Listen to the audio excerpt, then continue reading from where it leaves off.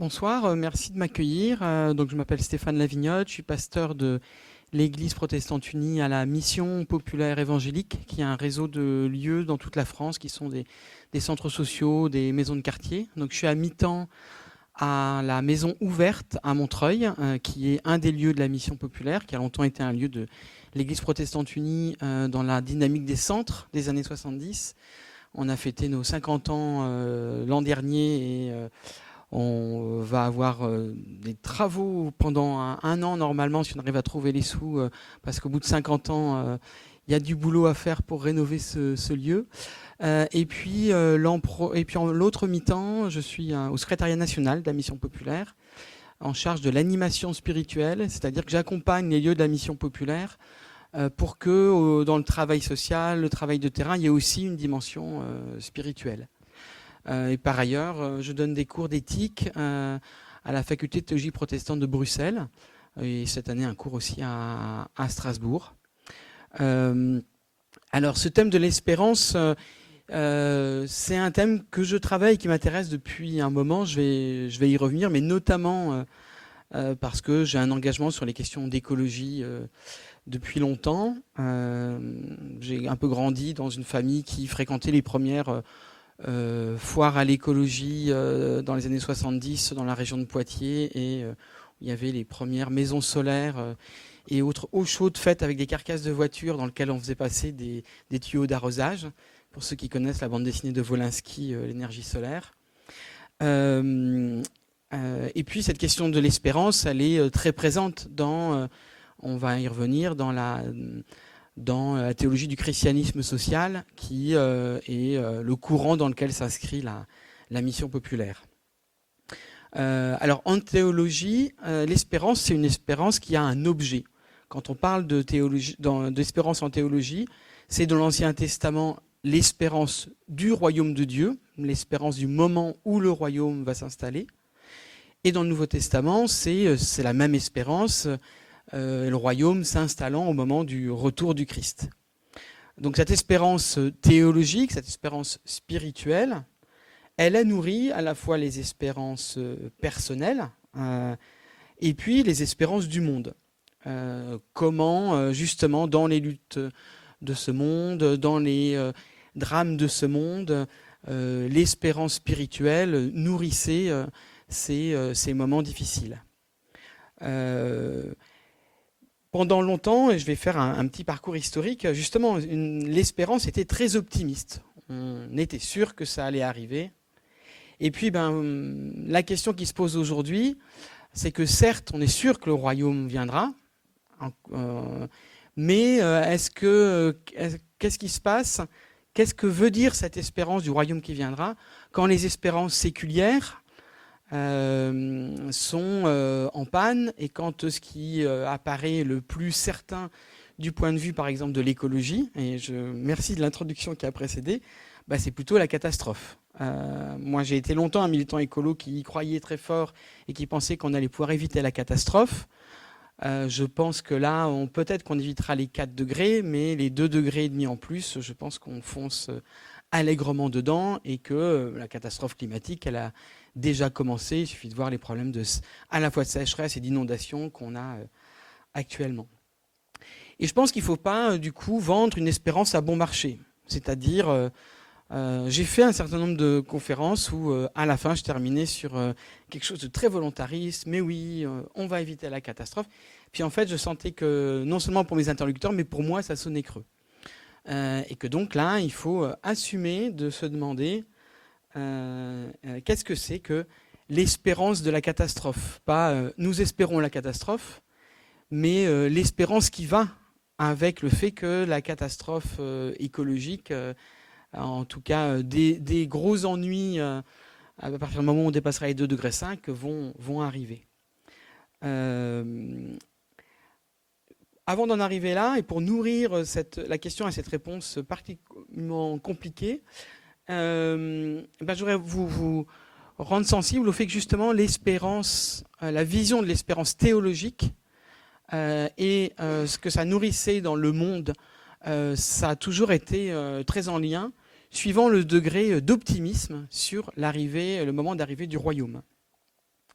on a un premier temps où on est persuadé, où les chrétiens sont persuadés que la fin des temps est très proche. Les lettres de l'apôtre Paul témoignent que l'apôtre Paul et les gens qui sont autour de lui sont persuadés que le royaume va arriver avant la fin de cette génération. Il y a plein de débats sur où ils commencent à se demander, quand justement ils commencent à se dire que ça ne va pas se passer avant la fin de la génération, sur mais qu'est-ce que vont devenir les gens qui meurent maintenant, qu'est-ce qui se passe, est-ce qu'ils vont ressusciter après? Et donc ils sont persuadés que l'espérance, elle est immédiate. L'expression qu'utilise Paul, c'est que le temps se fait court dans 1 Corinthiens 7, c'est-à-dire qu'entre maintenant et le retour du royaume, ça va être très rapide.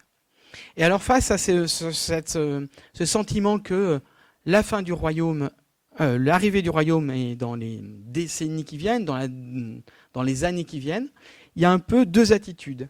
À l'époque de Paul, c'est plutôt rien ne sert de s'engager dans le monde. C'est le fameux 1 Corinthiens 7, 26 à 31, qui dit que ceux qui pleurent vivent comme s'ils n'étaient pas tristes, que ceux qui rient vivent comme s'ils n'étaient pas joyeux, que ceux qui achètent soient comme s'ils ne possédaient pas ce qu'ils ont acheté, que ceux qui usent des biens de ce monde soient comme s'ils n'en usaient pas, car ce monde tel qu'il est ne durera plus très longtemps. Donc c'est une première attitude, une attitude de retrait du monde, parce qu'il va passer très vite. L'autre attitude, c'est au contraire, la fin des temps est très proche, et il faut accélérer cette fin des temps en s'engageant dans le monde et en vivant dès maintenant le temps du royaume. Alors c'est toutes ces périodes qu'on voit dans le judaïsme ancien, et puis pendant notamment le Moyen-Âge et le 18e, 19e siècle, où il y a des mouvements qu'on dit messianiques, apocalyptiques. C'est-à-dire que c'est des mouvements qui vont, par exemple, Thomas Münzer, au moment de la réforme protestante de Luther, Münzer va mener une guerre, une révolte des paysans et des mineurs, en poussant la réforme religieuse jusqu'à une réforme politique et sociale, parce qu'il est persuadé que ça va arriver maintenant et que donc son action va accélérer la venue de la fin des temps. On va avoir énormément de mouvements tout au long du Moyen-Âge, donc précédemment pendant le Moyen-Âge, au moment des radicalistes en Angleterre, pareil à partir du 16e, 17e siècle, les mouvements qui s'appellent Levelers, Nivelers, etc. Et puis au 19e siècle, ça va alimenter justement tout le courant du christianisme social, qui pense qu'avec le tournant du siècle, le royaume pourrait arriver, et donc il faut essayer de vivre déjà les choses en créant des coopératives, en créant les fraternités de la mission populaire. Ça pourra prendre des formes entièrement séculières. Par exemple, en Angleterre, Robert Owen va créer une religion, c'est une religion laïque, inspirée à la fois des partisans de Fourier en France, et aussi d'expériences protestantes communautaires aux États-Unis. Et il pense que il va appeler les salles où ils se réunissent des salles du millénium. Le millénium, c'est effectivement l'idée qu'il y a, au moment du retour de Jésus, un temps de 1000 ans qui s'installe. Il pense qu'on peut commencer le millénium dès maintenant. Alors ça, c'est l'idée que ça pourrait arriver tout de suite. Puis au bout de la première génération de Paul, on voit bien que le Christ ne vient pas au bout d'un siècle, 2 siècles, etc. Et donc c'est la fameuse phrase de l'historien Renan, c'est pas Renan, j'ai oublié, qui dit Jésus annonçait le royaume et c'est l'Église qui est venue. Donc il a annoncé l'arrivée immédiate du royaume, et puis le royaume n'arrive pas, et donc il faut s'installer dans le temps, il faut durer dans le temps, puisque le royaume tarde à arriver. Et donc il y a une deuxième forme d'espérance, c'est que on pense toujours que le royaume va arriver, qu'il pourrait arriver vite, mais quand même, peut-être, on ne sait pas trop quand, et ça peut prendre visiblement plusieurs décennies. Et donc ça, c'est tout le mouvement en fait ouvrier, socialiste, tous les mouvements de gauche vont avoir cette espérance de pouvoir avoir un grand soir et installer un monde juste. Et donc c'est l'époque où il y a encore des grands récits, des grandes espérances révolutionnaires et qui nourrit un débat entre politique et théologie tout au long des années 50, 60, 70. Ce débat, il est notamment beaucoup revisité dans les années 70 avec un binôme d'un marxiste hétérodoxe qui s'appelle Ernst Bloch et d'un théologien qui s'appelle Jürgen Moltmann. Ernst Bloch est donc un marxiste pas trop dans la ligne. Il va être d'abord en Allemagne de l'Est et puis il va passer à l'Ouest.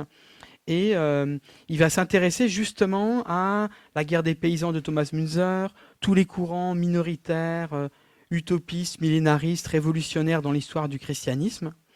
Et ça l'intéresse pour montrer comment l'utopie et l'utopie du royaume, eh bien, c'est ce qu'il appelle un complexe psychologique et moral qui peuvent jouer un rôle important dans justement les processus révolutionnaires et les processus de transformation sociale.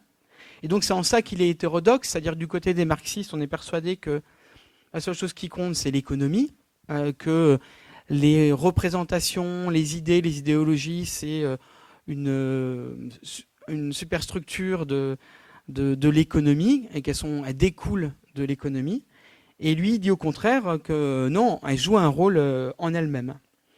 Il va écrire un livre en 3 volumes qui s'appelle Le Principe Espérance, entre 53 et 59.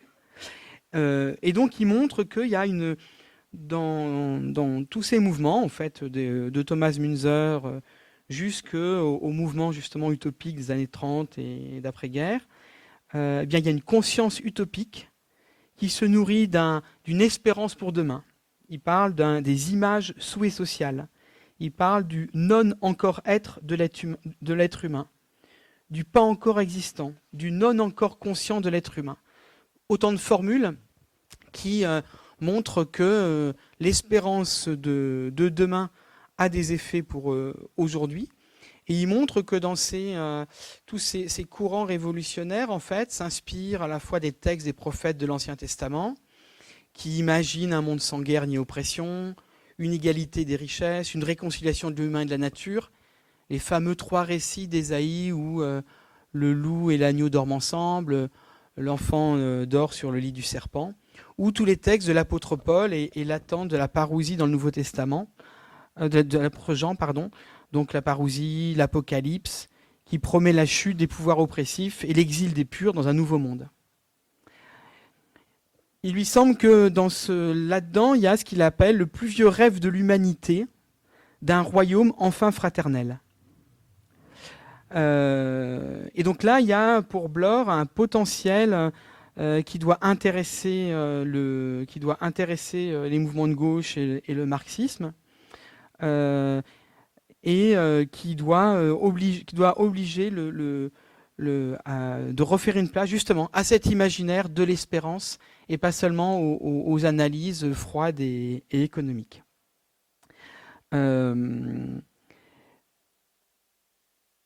Il semble pour Bloch d'ailleurs que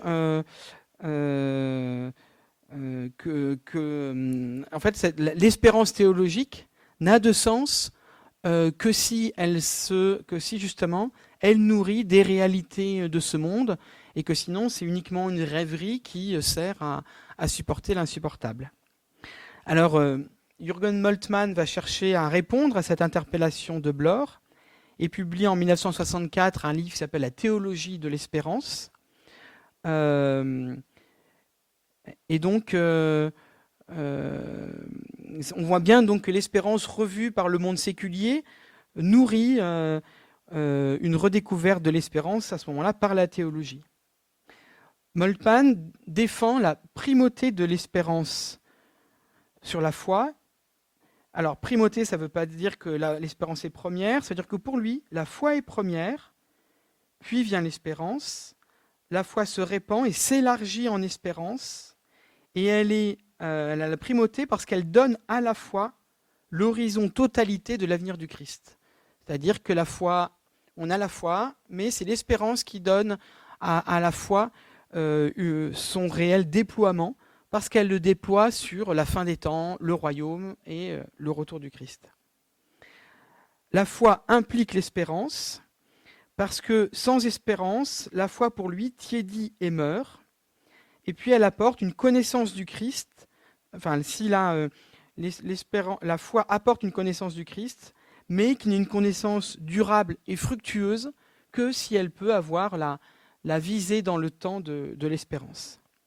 Mais il semble pour Bloch, et là c'est une critique il semble pour Moltmann, et là c'est une critique qui est faite à Bloch, c'est que l'espérance qui serait sans foi, donc l'espérance uniquement séculière, devient une seule utopie, et qu'elle perd en fait justement en partie ce développement dans le temps. Pour Moltmann, cette espérance est déjà dans l'Ancien Testament, qui apparaît comme un chemin de promesse, d'attente, d'espérance, y compris eschatologique. Pour lui, la religion d'Israël est une religion de la promesse. Elle devient eschatologique en ce qu'elle est universelle et pas seulement personnelle ou ethnique, où elle ne concerne pas que le peuple d'Israël, mais l'ensemble de l'humanité. Moltmann pense que sa vision est plus radicale que celle qu'en a Bloch, en ce que celle de Bloch n'est que intramondaine, disparition de la faim, de la guerre ou de la pauvreté. Et il lui semble que l'espérance religieuse est plus puissante parce qu'elle va au-delà de la mort et aux extrêmes limites de la réalité.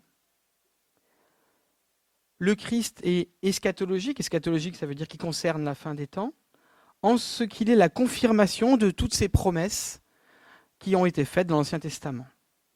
À la question d'Emmanuel Kant, que m'est-il permis d'espérer ? On peut répondre qu'il s'agit du fait historique de la résurrection du Christ, qui dévoile les intentions de Dieu sur l'avenir de l'humanité et lui ouvre un avenir de vie et de résurrection. Dans la résurrection du Christ sont posées les bases de l'avenir de l'humanité, là où les philosophes de l'histoire voient la fin de l'histoire dans l'histoire, la théologie de l'histoire, la théologie de Moltmann, la discerne aussi dans un futur nouveau au-delà de l'histoire. En 1960, Moltmann prend pour autant, là on voit quelque chose qui a pas mal de souffle, qui est beaucoup dans une vision très optimiste des choses.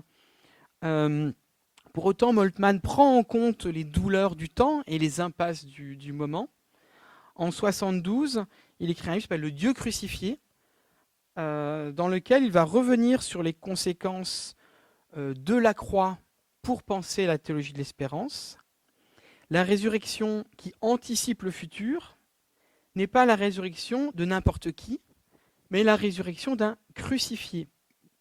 A été ressuscité celui qui a été crucifié, donc la croix modifie la résurrection. Non seulement il ne croit pas à une théologie qui serait apathique, c'est-à-dire où Dieu serait indifférent aux douleurs du monde, mais il pense au contraire que Dieu prend en compte les douleurs dans lesquelles est son humanité. Il prend en compte les drames et les décombres de l'humanité. Ainsi, pour lui, la résurrection du crucifié est anticipation de l'avenir de Dieu d'abord pour les sans espérance, pour ceux qui sont sur la croix et qui n'y croient plus. Alors avec cette insistance, Moltmann, en fait, montre qu'il a un peu changé d'interlocuteur. C'est-à-dire que sa première réflexion avec Bloch était d'abord un dialogue avec les marxistes européens. Et là, on voit qu'avec cette réflexion, en fait, il s'adresse davantage aux théologies de la libération qui ont bousculé le champ théologique depuis les années 60. Et la réalité des théologies de la libération, c'est notamment l'Amérique du Sud, où on a depuis les années 60, on a eu toute une série de coups d'État militaires au Brésil dans les années 60. Il n'y a pas encore eu le coup d'État du Chili, puisqu'il est créé en 72, mais dans lequel il y a des régimes très violents qui emprisonnent, qui torturent, qui tuent. Et donc il faut penser à la fois cette espérance de la résurrection, cette espérance, ce royaume, avec le fait que les gens vivent des choses particulièrement violentes où ils peuvent se dire où est l'espérance quand je suis en prison et face à mon tortionnaire. Il a commencé à développer ces dimensions après 1968, quand il s'est engagé davantage dans une théologie politique, et en réfléchissant quel pourrait être le rôle de l'Église dans cette situation. Pour lui, la communauté chrétienne se doit d'être justement une communauté messianique et avant-garde du monde libéré. Elle doit mettre en projet ce qu'il appelle des actions d'espérance, qui passent en fait par l'idée qu'on pourrait anticiper le royaume dans l'histoire. Ici, on pourrait faire des choses qui anticipent ce qu'on imagine être le royaume demain, des actions de fraternité, de libération, etc. Qui pourraient être des actions pour résister à la fermeture du monde par les forces mortifères, par le don de soi, par le fait d'essayer de rendre visible dans une vie communautaire ce que sont les valeurs et l'espérance du Christ. Et donc il s'agit pour lui de ce qu'il appelle une ecclésiologie messianique, d'une église qui pourrait se faire déjà représentante du Messie qui va revenir. Voilà, ça a énormément nourri les années 60, 70. La Maison Verte, quand ça s'est créé en 73, sur les premiers numéros, il y a écrit que ce lieu a été créé par des gens qui ont été touchés par qui ont été bousculés par le message révolutionnaire de l'Évangile. Voilà, donc c'était vraiment cette espérance très forte des années 70.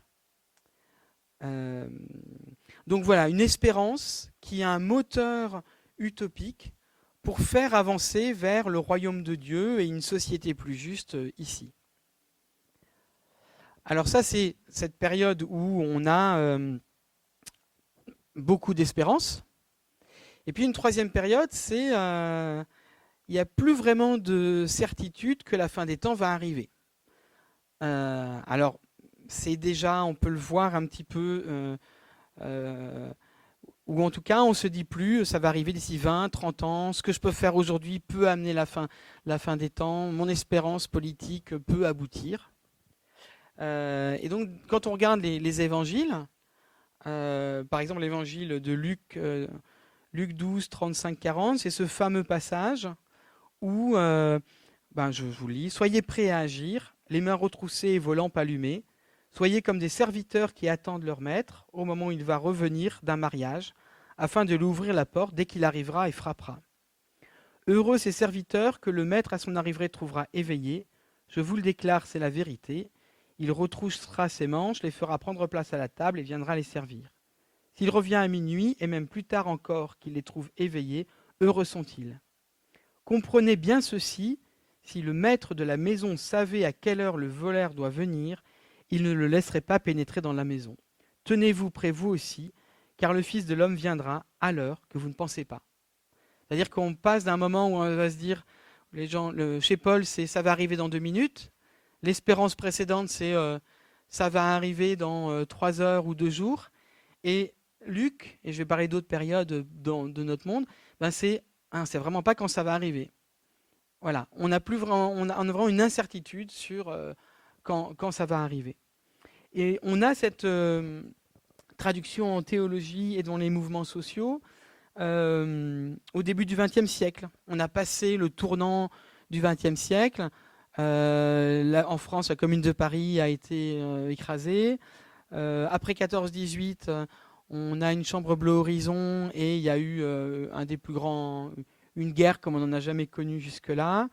Dans les années 30, il y a la montée des totalitarismes. On se dit, est-ce que le royaume va vraiment arriver? Et dans nos espérances séculières, est-ce qu'on doit encore espérer quelque chose? On pourrait se dire que c'est aussi la situation après, vous voyez, milieu des années 80, 89, chute du mur de Berlin, et on dit que c'est la fin de l'histoire. Il n'y a plus de grands récits. On ne peut plus se projeter dans le fait qu'il y aurait un autre modèle que celui-là. Et en fait, par exemple, au début du XXe siècle, justement cette période où il y a un premier moment d'interrogation sur est-ce qu'on a encore des grandes espérances politiques. C'est un premier retour où on revisite le thème de l'espérance.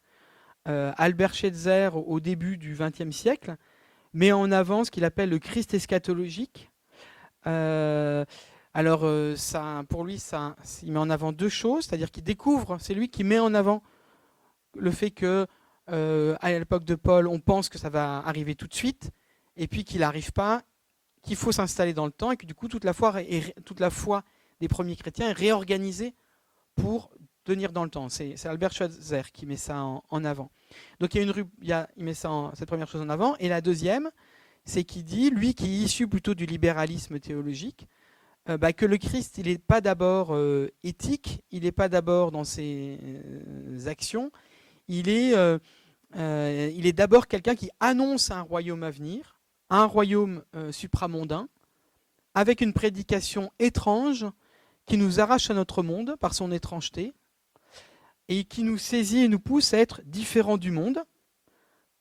Alors ça prend quand même des dimensions éthiques du coup, pour devenir participants de sa paix, pour nous engager dans un amour actif tel qu'on l'entend résonner dans la radicalité du sermon sur la montagne.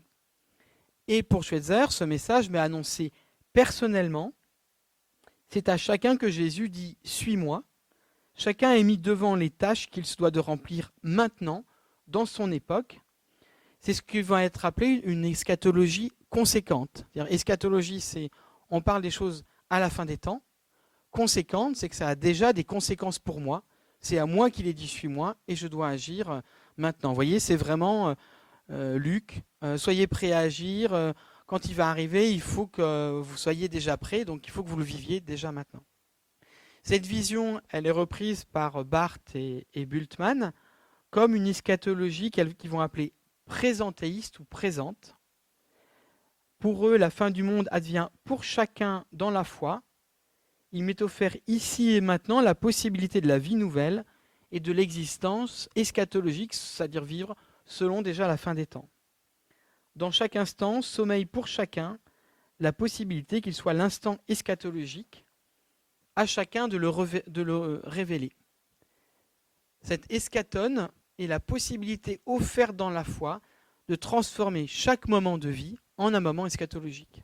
Donc on ne se projette plus, parce qu'on ne peut plus se projeter sur demain, c'est de l'immédiat pour moi maintenant. Alors en fait, Bloor va critiquer cette vision, estimant qu'elle réduit la question de l'espérance à une dimension individuelle, là où lui voyait une dimension collective et révolutionnaire, une dimension de transformation sociale. Et donc en fait, on a effectivement cette vision-là où Schweitzer se focalise sur une eschatologie conséquente, suis-moi.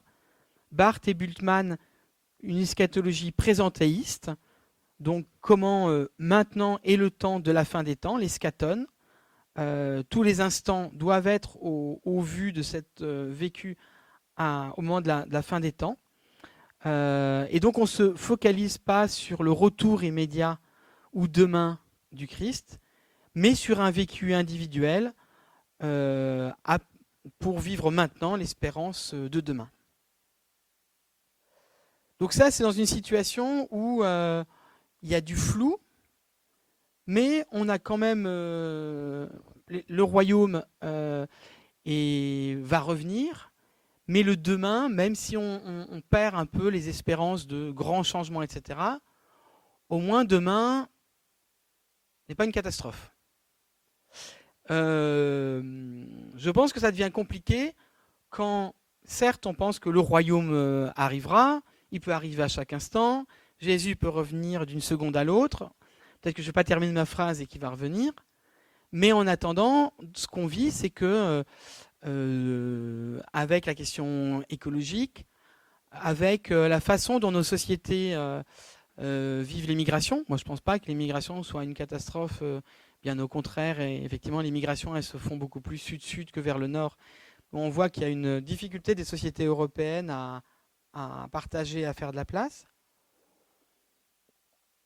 et bien en fait, demain apparaît comme catastrophique. Donc comment on se projette quand on n'est plus seulement dans demain va être un peu une traduction séculière du royaume. On pense que ça va arriver tout de suite. Bon, c'est un peu plus tard, mais quand même, c'est un peu plus tard. Bon, ça arrivera quand même dans quelques temps. Quand demain, c'est la catastrophe.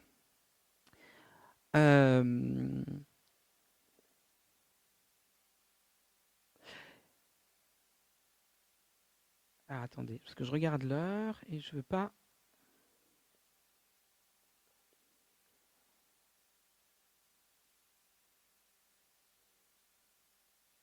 Alors, la question, elle est effectivement aujourd'hui l'enjeu, il est donc de poser la question de qu'est-ce que c'est l'espérance dans une situation d'impasse qui n'a pas forcément d'espérance, mais comme l'écrit Jacques Ellul, en ayant l'expérience de la guerre et du nazisme, c'est justement là que l'espérance a tout son rôle.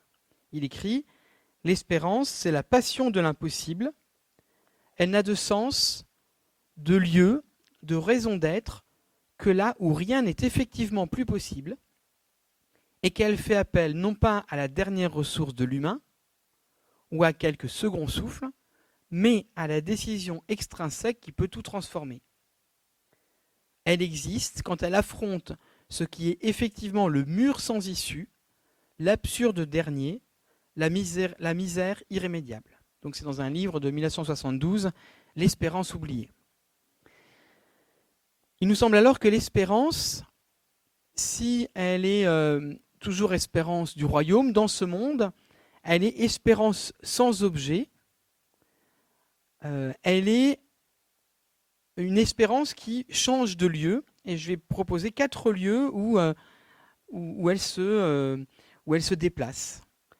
Il y a une transformation de l'espérance face à la catastrophe presque certaine.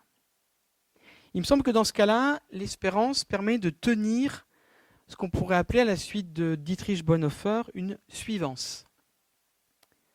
Quand Dietrich Bonhoeffer écrit son livre qui a été traduit en français par le Prix de la Grâce, qui en allemand est Nachfolge, la suivance, une première expérience de séminaire, donc séminaire résistant au nazisme, a échoué. Celui dans lequel il est engagé à Finkenwald va suivre le même chemin. La Gestapo va fermer le séminaire, les locaux sont saccagés, 27 étudiants sont emprisonnés et la plupart sont envoyés sur le front dès la déclaration de guerre. Pour Bonhoeffer, tout apparaît se refermer. Et quand on lit ces textes, on a l'impression de voir quelqu'un qui suit un guide sur un étroit chemin de montagne, alors qu'une tempête empêche de voir où va la cordée. Il faut obéir et avancer. Il s'agit de rencontrer un commandement concret et immédiat. Il s'agit d'obéir au commandement du Christ. Il n'y a plus de coupure entre le savoir et le vivre, entre l'absolu, l'ici-bas et le relatif. On ne se projette plus sur la fin des temps. Il y a un appel qui donne l'évidence d'obéir et en fait qui dit je dois suivre ce chemin, qui fait que l'absence d'alternative finalement devient une libération des alternatives, une libération de savoir ce qu'il faut vraiment faire, une libération des conflits éthiques, car le champ des possibles se rétrécit jusqu'à la seule immédiateté de l'obéissance. Dans ces impasses, l'espérance pour Bonhoeffer, c'est une marche têtue à suivre Jésus sur le seul chemin possible. Il n'est pas sûr d'ailleurs que cela mène quelque part, n'est-ce pas une impasse? Mais la libération pour Bonhoeffer se fait par la fin des questionnements. Pour citer à nouveau André Dumas, qui écrit en 1968 un livre sur Dietrich Bonhoeffer, le rôle de la foi n'est donc pas de poser des préalables retardataires et irrésolus pour gagner du temps, mais de simplifier l'équivoque des circonstances jusqu'à l'univoque de l'obéir. En tenant foi et obéissance, il y a en fait un renversement. Le sentiment d'impasse devient sentiment d'ouverture parce que il faut avancer en tenant bon. il y a renversement du sentiment d'impasse en sentiment qu'il s'agit du seul chemin à suivre légitimement. Si vous avez lu des témoignages, par exemple, de justes pendant la guerre, on leur demande « Mais pourquoi vous avez accueilli des gens ?» Et ils répondent « Ben, il n'y avait que ça à faire. » Il n'y avait que ça à faire. C'est-à-dire qu'il n'y a pas de... Vous voyez, c'est vraiment ce que je viens de dire, c'est-à-dire, on ne se pose plus la question de est-ce que c'est dangereux, est-ce que c'est pas dangereux, est-ce que je dois le faire, je ne dois pas le faire. Il n'y a que ça à faire. Il y a un obéir à une évidence qui est à la fois qu'il y a une hospitalité, et en faisant ça, je suis ma foi. De la même manière, Bonhoeffer, quand il va préparer un attentat, il sait que ça a des chances de louper, que c'est quelque chose qui le met en situation de péché et qu'il va s'en remettre à Dieu pour le pardonner. Et il va avancer même s'il sait qu'il y a la mort au bout. Et il me semble que dans cette situation, il y a, et je retrouverai ces mots de Bonhoeffer aussi, moins un courage qu'un tenir. Alors que l'attentat contre Hitler a échoué et que plus aucun espoir de quitter la prison ne lui est permis, Bonhoeffer cite dans une lettre à sa fiancée du 12 août 1943 un verset de Jérémie et le fait suivre de ce commentaire. Il faut que Dieu donne chaque jour la foi. Je ne parle pas de la foi qui fuit le monde, mais de la foi qui tient bon. C'est pour ça que je parlais du tenir. Qui tient bon dans le monde, qui aime la terre malgré toutes les détresses qu'elle nous apporte, et lui reste fidèle. Notre couple, dit-il à sa fiancée, doit être un oui à la création de Dieu. Il doit fortifier en nous le courage de créer quelque chose et d'œuvrer sur la terre.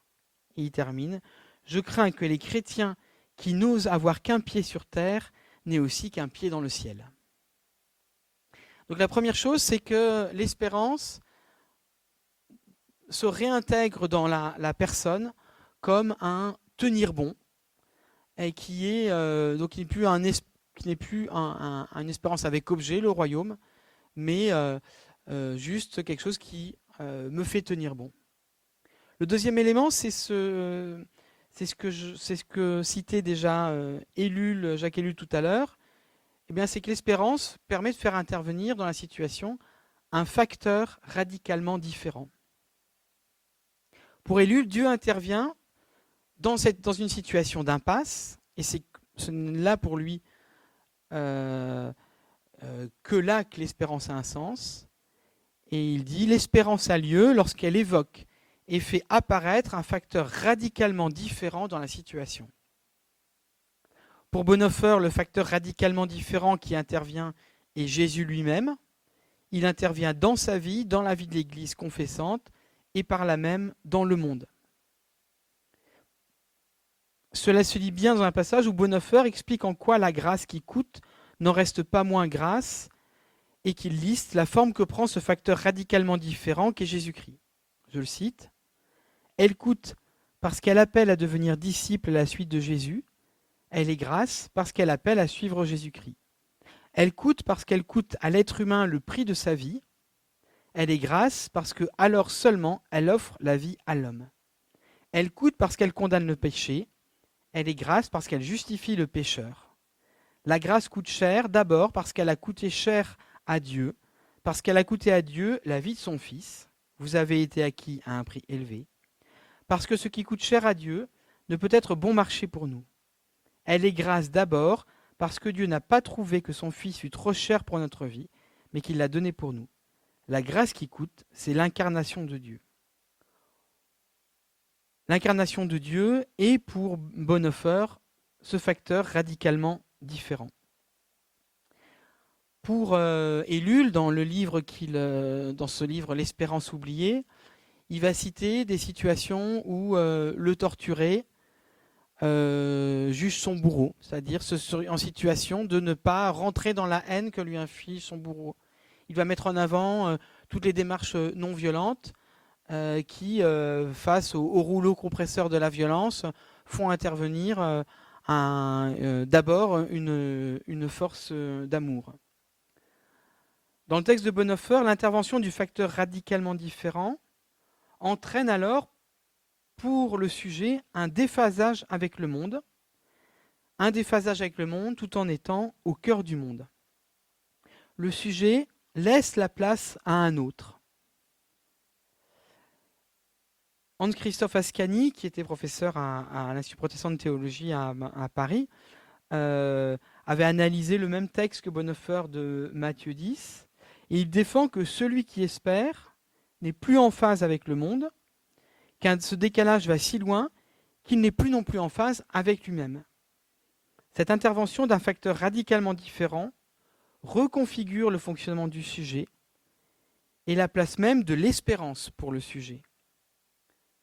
Dans ce texte de Matthieu 10, où Jésus promet que les disciples ne doivent pas s'inquiéter de ce qu'ils diront, car Dieu lui-même leur donnera les mots, Hans-Christoph Ascani estime qu'espérer, dans le sens chrétien, voudrait dire « En vue de ce qui m'intéresse le plus, mon espérance, mes mots, au lieu d'être à ma disposition, se retirent de moi pour laisser leur place à d'autres mots qu'un autre dira pour moi. » Ce changement de sujet serait à vrai dire mon espérance, ou plus exactement, la responsabilité de l'espérance qui a migré de l'être humain, qui ne saurait pas être son porteur, vers celui qui la porte radicalement à lui. C'est-à-dire que en lui, ce n'est plus l'être humain qui porte l'espérance, mais c'est Dieu qui porte l'espérance en lui. Le facteur radicalement différent de l'incarnation de Dieu, de Jésus-Christ, Dieu dans ce monde, que je suis et auquel j'obéis, devient le sujet à la place de mon sujet. Si l'objet de mon espérance est ce changer de sujet, Dieu qui se fait sujet à ma place, elle est moins une espérance avec un objet qu'une espérance qui se fait sujet de ma vie. Elle guide et dirige ma vie. Alors la difficulté de cette approche, c'est que y a-t-il pas le risque, avec cet abandon du sujet à un autre sujet en lui, de suivre des formes de politique ou de religion complètement négatrices de toute espérance? Ce mécanisme n'est-il pas celui de tous les fanatismes? Après tout, je pense que beaucoup de gens qui font des attentats, que ce soit des protestants intégristes américains qui attaquent des centres IVG ou qui vont tirer au fusil dans un lycée aux États-Unis, ou des fanatiques musulmans en Europe, pourraient peut-être dire c'est pas moi qui agis, c'est Dieu qui agit en moi, qui devient mon sujet à la place de moi. Alors ça pourrait y avoir ce risque si elle était obéissance, si cette espérance était obéissance à des pouvoirs de ce monde. Mais en tout cas, chez Bonhoeffer, elle est une obéissance contre l'obéissance. Dans la situation de l'Allemagne des années 30, c'est le Führer, c'est le parti nazi qui réclame une obéissance sans condition, et c'est cela même qui a perdu les foules allemandes. Obéir immédiatement à Jésus, opposer dans d'autres situations, et je pense à un théologien catholique, William Cavanog, dans la situation de l'Argentine, opposer l'imagination de l'Eucharistie à celle de l'État, c'est une manière de désobéir aux autorités du monde qui réclament cette obéissance. En 1943, le sentiment d'impasse pour Bonhoeffer est encore plus fort. L'Église protestante confessante est disloquée, la propagande massive, la répression a écrasé toute résistance, les anciens élèves du Finkenwald ont envoyé sur le front de l'Est. Et dans un texte, Bonhoeffer écrit « Y a-t-il jamais eu dans l'histoire des hommes qui ont senti à ce point le sol se dérober sous leurs pieds? Des hommes sous lesquels toutes les alternatives du présent dans le domaine du possible étaient également intolérables, contraires à la vie dénuée de sens. » Dans cette situation d'impasse, Bonhoeffer fait à nouveau appel à ce facteur radicalement extérieur de l'obéissance, je le cite, « Qui tient bon ?» donc encore le tenir bon que j'évoquais tout à l'heure, « Qui tient bon ? Seul celui dont le dernier critère n'est ni sa raison, ni son principe, ni sa conscience, ni sa liberté ou sa vertu, mais qui est prêt à sacrifier tout cela lorsqu'attaché à Dieu seul, il est appelé par la foi à une action obéissante et responsable. celui dont la vie ne veut pas être autre chose qu'une réponse à la question et à l'appel de Dieu.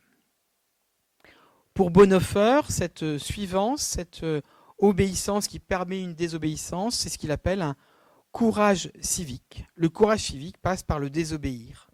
Obéir à Jésus pour désobéir aux humains. Il lui semble que les Allemands ont appris au cœur de l'histoire la vertu de l'obéissance et à se défier de leur propre cœur qui les a trompés pour suivre le régime nazi, et que c'est au cœur de cette impasse qu'il faut apprendre à suivre l'ordre de plus haut. C'est de la suivance qui fait obéir le sujet à Jésus dans cette situation d'impasse que la liberté peut renaître. Je cite encore Bonhoeffer. Le courage civique ne peut naître que de la libre responsabilité de l'homme libre. Les Allemands ne commencent que maintenant à découvrir ce que signifie la libre responsabilité. Elle repose sur un Dieu qui exige le libre risque de la foi dans une action responsable qui accorde pardon et consolation à celui qui, de ce fait, devient pécheur.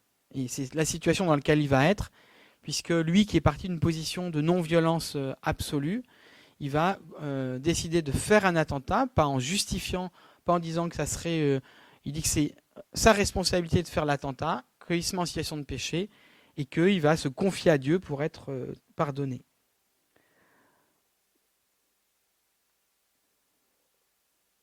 Pour Frédéric Rognon, là se découvre la clé théologique de l'engagement de Dietrich Bonhoeffer dans la conjuration à laquelle il va participer contre Hitler, prendre le risque non seulement de la désobéissance aux hommes, mais du péché envers Dieu, en comptant sur sa grâce et sa grâce infinie.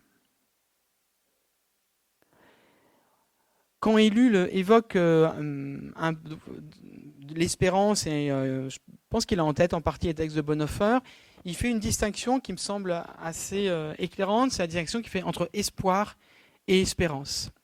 Et il cite le livre, à la fois un livre qui vient de paraître sur quelqu'un qui a raconté son arrestation jusqu'au camp de concentration, et puis sa propre expérience de résistant. Et il dit, en fait, on est en permanence perdu par nos espoirs.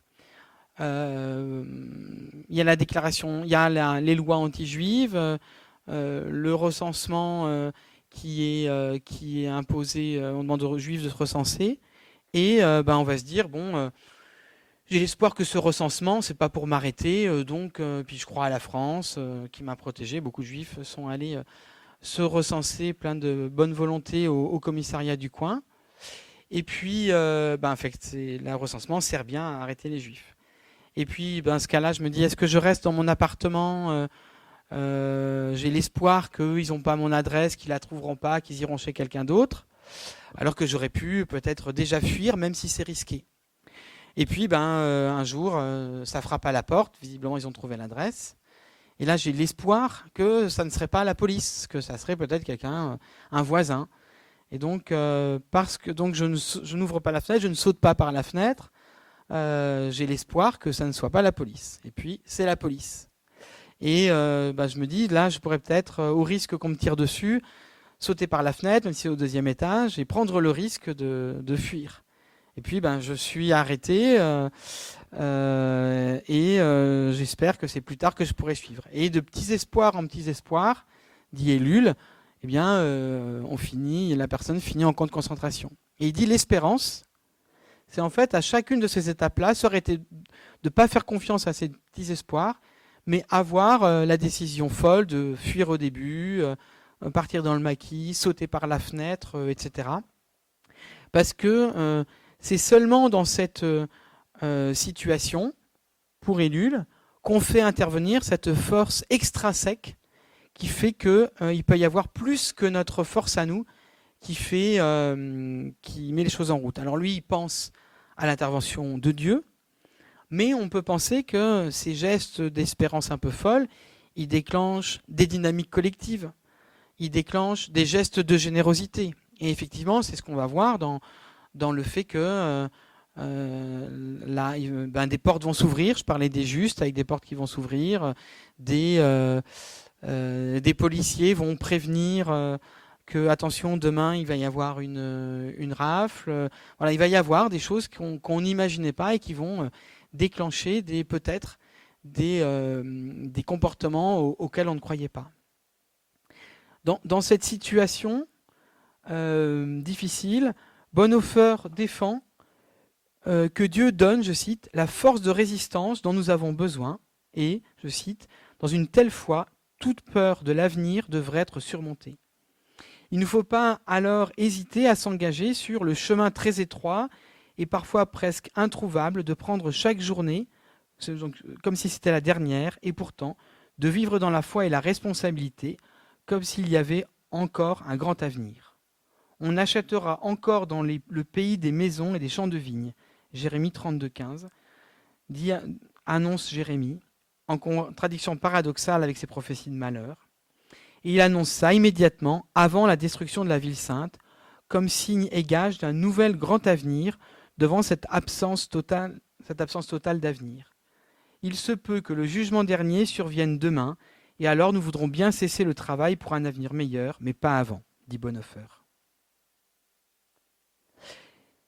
Donc cette deuxième figure de l'espérance, c'est comment l'espérance nous permet de désobéir dans les situations d'impasse.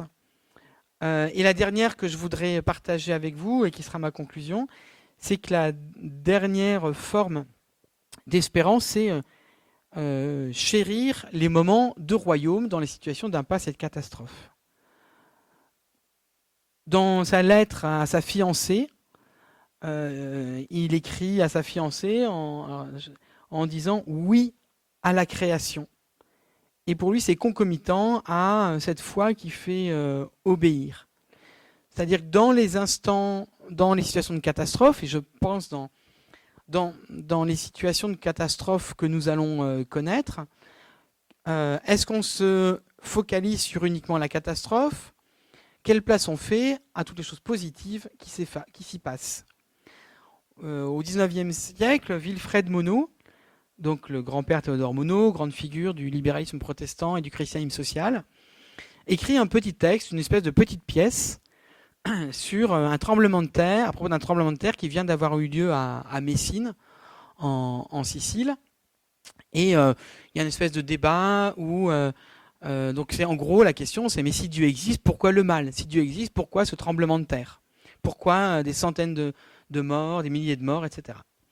Et on a un certain nombre de personnages, et dans ces personnages, il y a le rationaliste qui dit mais votre Dieu n'a rien à voir là-dedans, la Terre est jeune, les plaques tectoniques se frottent les unes avec les autres, donc ça s'explique comme ça. Il y a un prêtre qui dit les desseins de Dieu sont incompréhensibles, pourquoi voulez-vous comprendre, etc. Et il y a une infirmière qui... Bon, on voit bien dans le texte, en gros, c'est la position de Wilfred Monod, qui dit « Mais moi, je ne me pose pas cette question-là.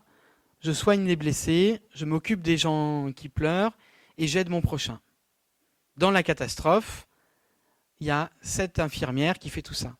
Et Wilfred Monod dit « On se focalise beaucoup trop sur le mystère du mal et on devrait beaucoup plus se focaliser sur le mystère du bien. » C'est-à-dire dans cette catastrophe de Messine, sur le fait qu'il y a cette infirmière qui fait tout ça. Donc il y a effectivement, on a cette catastrophe, mais est-ce qu'on se focalise uniquement sur la catastrophe ou est-ce que justement on met en avant ce qui, dans cette catastrophe, est de l'ordre de petits espaces d'espérance. On voit ça dans la Bible aussi, où par exemple dans l'Apocalypse, l'Apocalypse c'est un texte assez incroyable où il y a, vous voyez, une profusion d'images symboliques, etc., qu'on a du mal à comprendre. Donc des images de la fin où il se passe énormément de catastrophes. Et toute la question de l'Apocalypse, c'est est-ce qu'on se focalise sur toutes les choses catastrophiques qui nous semblent apparaître, ou est-ce qu'on se focalise sur l'agneau qui montre qu'il y aura justement ce royaume après la catastrophe. De la même manière, quand on interroge Jésus sur les signes des temps, on lui demande quels sont les signes qui vont nous permettre de voir que c'est la fin des temps. Il dit mais occupez-vous plutôt du figuier, du jeune figuier qui pousse à nouveau au printemps. J'avais travaillé sur une série télévisée qui s'appelle Walking Dead. Je ne sais pas s'il y en a qui connaissent. C'est une série. En ce moment, il y a beaucoup dans la littérature populaire, dans les feuilletons, dans les bandes dessinées, ce qu'on appelle le genre post-apocalyptique. C'est-à-dire où des gens imaginent comment sera le monde après la catastrophe. On ne sait pas en général quelle est la catastrophe, c'est pas très important. Ce qui est important, c'est une situation post-catastrophique, mais vraiment catastrophique, comment les gens survivent. Et là, en l'occurrence, c'est un monde qui est envahi par les zombies, qui sont des milliers, qui avancent par grandes hordes, et il y a des humains qui essayent de se protéger pour ne pas être mangés par les zombies. Bon. Et en fait, là-dedans, il y a deux attitudes. Il y a une attitude plutôt masculine, où les hommes sortent avec des fusils et ils vont piller ce qui reste de stock de boîtes de conserve dans les anciens supermarchés. Et puis il y a une autre attitude qui est celle des femmes, des enfants, qui vont plutôt essayer de trouver des graines et de faire pousser des jardins. Et en fait, ça résume un peu cette situation, c'est-à-dire est-ce qu'on est dans cette situation qui va être une situation catastrophique. D'abord, tout ce qu'on pourra faire, par exemple sur les aspects climatiques, aujourd'hui pour limiter la catastrophe, 4 degrés, c'est pas la même chose que 4 degrés. Donc il y a encore des choses à faire pour limiter la catastrophe. Pour autant, à 2 degrés, 2 degrés 5, la situation va être vraiment très catastrophique et elle est déjà pour l'agriculture. Et donc dans cette situation-là, c'est peut-être regarder déjà tout ce qui s'invente comme façon de vivre autrement, de partager autrement, d'avoir une autre société. Quels sont les lieux, et nos églises en sont de ces lieux-là, qui font vivre de la fraternité et de la solidarité. Tout ce qui se vit dans l'accompagnement de l'étranger aujourd'hui, tout ce qui se crée comme fraternité à ce moment-là sont à développer et à consolider, parce qu'on le voit bien dans le débat français tel qu'il évolue, dans le débat européen tel qu'il évolue, ça va être de plus en plus compliqué pour les personnes d'origine étrangère ou les personnes qui sont pas blanches, qui sont noires, arabes, musulmanes, et que donc il va y avoir à développer encore plus ces forces de solidarité et d'amour. Et donc voilà, c'est mon dernier point. C'est-à-dire que j'avais dit que je voulais pas faire quelque chose où youpla boum, l'espérance va nous sauver, mais qu'aujourd'hui il faut effectivement penser une espérance face à la catastrophe, qui nous replonge peut-être dans des périodes très difficiles de l'histoire du XXe siècle, mais aussi qui nous invite à davantage donner de l'importance à tous ces moments qui sont des moments de vie qu'on peut faire vivre dans nos communautés, dans nos quartiers, etc., où on peut vivre l'espérance et où on peut vivre peut-être des petits bouts de royaume et s'intéresser, comme disait Wilfred Monod, davantage à ce mystère du bien au milieu du mal qu'au mystère du mal qu'on va devoir affronter dans les prochaines décennies, les prochaines années à vrai dire. Voilà, je termine sur cette note pas forcément très gaie, mais que je voulais être un peu réaliste.